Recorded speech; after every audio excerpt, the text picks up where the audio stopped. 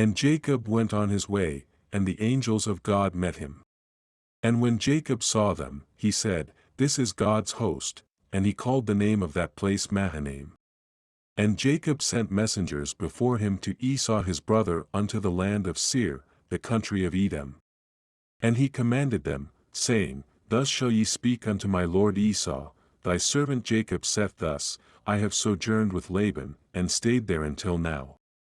And I have oxen, and asses, flocks, and menservants, and womenservants, and I have sent to tell my lord, that I may find grace in thy sight.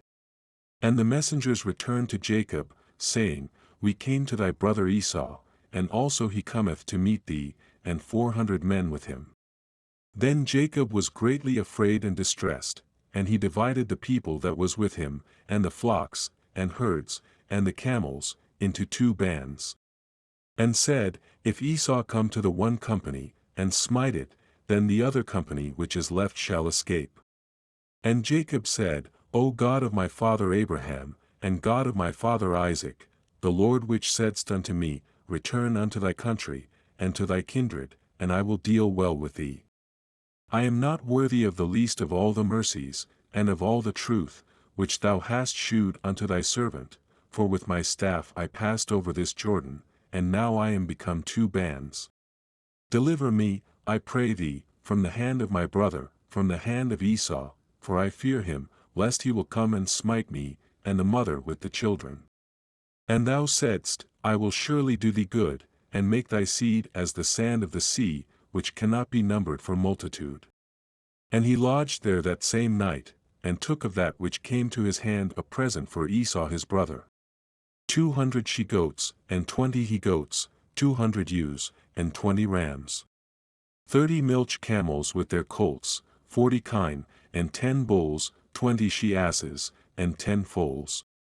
And he delivered them into the hand of his servants, every drove by themselves, and said unto his servants, Pass over before me, and put a space betwixt drove and drove. And he commanded the foremost, saying, When Esau my brother meeteth thee, and asketh thee, saying, Whose art thou? And whither goest thou? And whose are these before thee? Then thou shalt say, They be thy servant Jacob's, it is a present sent unto my lord Esau, and, behold, also he is behind us. And so commanded he the second, and the third, and all that followed the droves, saying, On this manner shall ye speak unto Esau, when ye find him.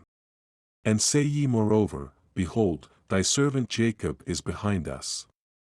For he said, I will appease him with the present that goeth before me, and afterward I will see his face, peradventure he will accept of me.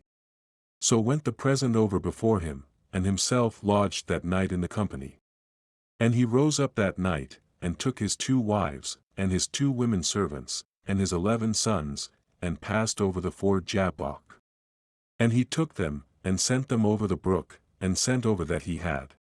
And Jacob was left alone, and there wrestled a man with him until the breaking of the day.